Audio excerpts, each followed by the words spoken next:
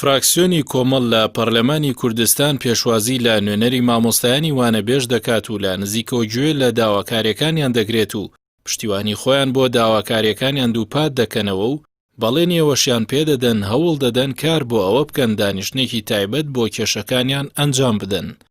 ئەوانە کۆمەڵێک گرفتیان هەیە کە بەڕاستی بە ئاشکرا مافیان ئەخورێ بە ئاشکرا پێشێڵی مافیان ئەکرێ کە ئەوانە هەیەە 10 ساڵ خزمەتیان هەیە هەیەە 8 ساڵ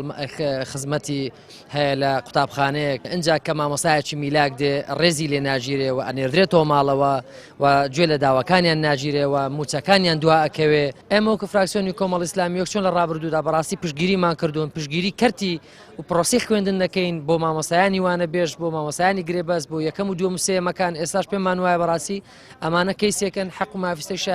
ماف و شایستەی خۆیانە مافیان پێشێڵەکرێ مافیان زەوتەکرێ ئەمە داوامان کردووە جەلسەیەکی پەرلەمانی تایبەت بکرێ بە دابینکردن و هێنانەدی ئەو مافانەی کە بەڕاستی ئێمە ستەمێک کە پێمان وایە لێیانەکردیان حکومەت هەرێمی کوردستانەوە بە دابینکردنی مافیان ئێمە بەڕاستی پشتگیریانەکەین. نوێنەرانی مامۆستایانی وانەبێژ یاداشتێکیان پێشکەش بە پەرلەمانی کوردستان کرد کە لە یاداشتەکە هاتووە پێویستە مامۆستایانی وانەبێژ بکرێن بە هەمیشەی و چیتر دوو موچە و سێ موچەی نایاسایی نەمێنێت. دامەزراندنی مامۆستایانی وانەبێژ لە کەرتی پەروەردە چونکە ساڵانێکی زۆرە دامەزراندن لە کەرتی پەروەردە نەکراوە سەرڕای خانە نشینبوونی ژمارەیەکی زۆری مامۆستا و فەرمانبەری ئەم کەرتە هەنگاوەکانی پرۆژەی چاکسازی لە موچەی موچەخۆراندا دەکرێت بە بڕینی موچەخۆری ناشایستە و بەمەش مامۆستای وانەبێژی شایستەی پێدا مەزرێنرێت. مامۆستایانی وانەبێژ بەردەوام دەمن لە وانەبێژی بەم مەرجانەی خوارەوە ئەلیف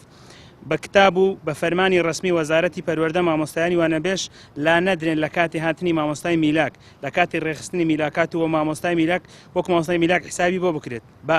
دیاریکردنی بڕەپارەیەکی دیاریکراو جێگیر لە نێوان 400 بۆ 500 هزار بە بەردەوام پێیان بدرێت و لە هاوین و لە دستاندا نەک تەنیا لە کاتی دەوام هەروەها کێشەی بە شەوانە وانەبێژان و ئەرکی بەڕێوەبەر لە ڕێخستنی لیستی موچەی وانەبێژان و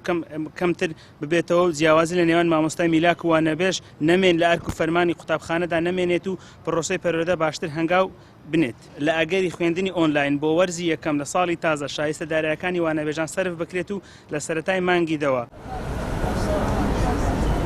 لە ماوەی ڕابردوودا مامۆستایانی وانەبێژ چەندین جار لە بەردەم ئەنجومەنی وەزیران و وەزارەتی پەروەردە گردبوونەوەی ناڕەزایەتیان ئەنجامدا و داوای بوون بە هەمیشەییان کرد بەڵام حکومەتی هەرێمی کوردستان لە ئاست داواکاریەکانیان بێدەنگی هەڵبژاردووە. ئەمە لە کاتێکدا بەپێی ڕێنمایی ژمارە 39 ساڵی 2013 پەرلەمانی کوردستان هەر فەرمانبەرێک دوای 3 ساڵ کارکردن دەبێ ببن بە هەمیشەیی بەڵام تاوەکو ئێستا کار بەو ڕێنماییە نەکراوە.